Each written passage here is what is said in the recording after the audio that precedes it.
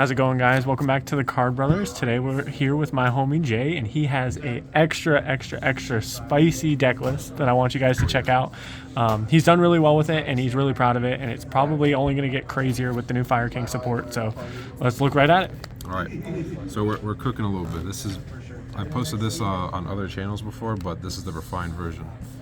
We're gonna start off with the best card, the God card, 3 Fenrir, 3 Trooper. We're gonna do the Volcanics this time around. 3 Shell, you need the 3 because you just need it for your Blaze Accelerator,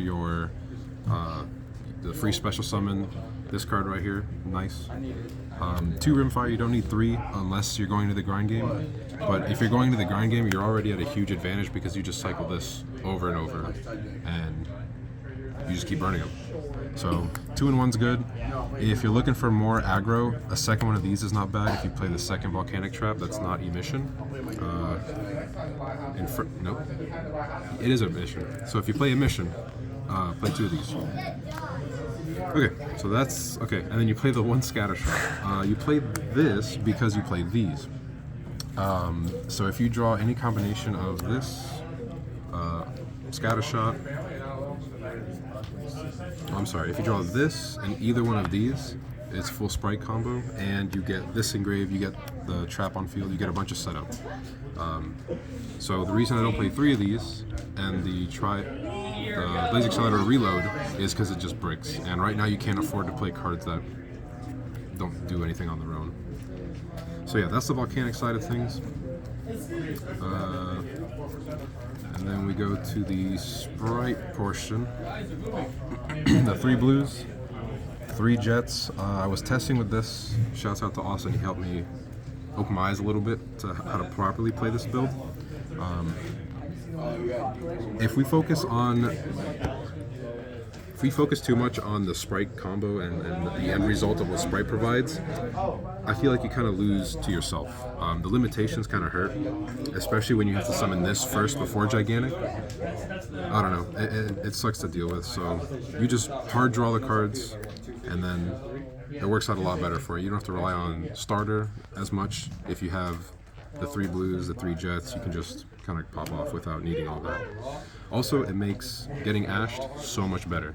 And I'll explain why you never ash this deck, ever, unless it's Gigantic. So yeah, you play the red, carrot, and the Pixies. Pixies is really good for OTK. It's also an extender if you really are desperate for it. Nimble package, of course. No explanation needed. The 6 mandatory hand traps, 3 Ash, 3 Imperm. Don't just play them, just stop griefing. Now this card, you can either play Mourner, which is really good because burning, this deck has a problem with like killing you, like ending the game. So this actually helps a lot. Or if you're confident you're going to kill him, just play the Drolls instead in the main deck. But yeah, 9 hand traps I think is good. Now we go to the best card in the game. On its own, it pops 2 cards, specials 2 from your hand. It sets up Emperor for free, it sets up Anima for free, it gives you link climbing, it's special from your hand. It's just... If you don't get to play this deck, you don't understand how strong this really is. 2 starter, your Garnet, and then your Inferno. So we're really minimal on the spells and traps. I'll go over the explanation as to why you don't ash this deck until it's Gigantic. The Link 1 Anima, I think it's kind of needed. People play into it despite its presence. IP, SP, the 1 Sprint, you can probably play 2, but once you do the Nimble package once, you don't need to do it again. The Heat of the Dark, because SP Knight's around, and of course you play Sprites. The Boss Monsters, no bullshit. This card steals games because you link climb like crazy. These are really good right now. And then if you have this one right here, this one and a shell at your disposal, you'll get into any extra deck link guy. It's just so dumb. And then Apo, if you need it, this is a substitute. You can sub it out for something else, depending on like your locals or like what you're afraid of. The 2 Gigantics, you can play 1. 2 is just good in case you get hand trapped a bunch. The OTK card, Mannequin Cat. I'll go into this in a second. And then the classic 2 cards. Now this is 14. The last card, I guess these 3 are optional. I personally like these 2. I've recently been testing with this, and I kind of like this a little more sometimes.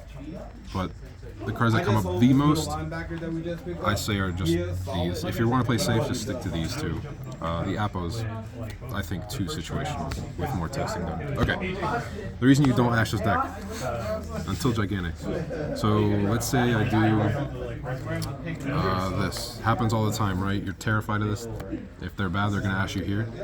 If you do get Ash right there, that's fine. You go into your other level 2, go into this special Ash from their grave to their field, detach effect, summon Trooper. Now you have full combo for everything in your deck.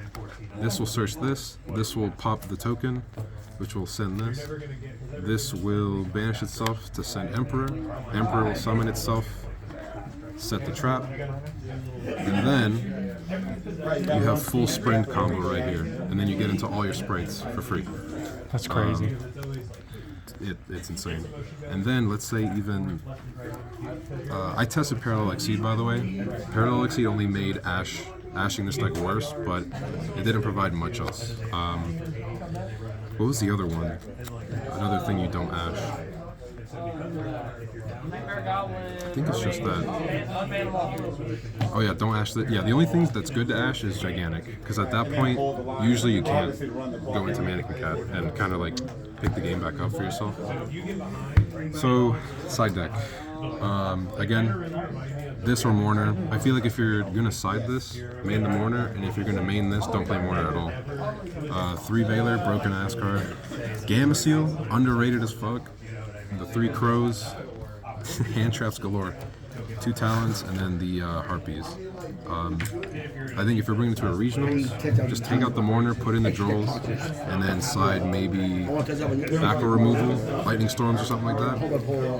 But I think Gamma Seal is kind of underrated right now. But yeah, they all have their purpose. They all hit the counters to this deck, which aren't many, but yeah, overall it performs pretty well. If your opponent knows to stop this card and kill it, I mean, you're just kind of at a bit of a deficit. I mean, this too. If they crow this or get rid of this, then your recursion kind of dwindles down a lot. But yeah, this is the refined build that works fairly well.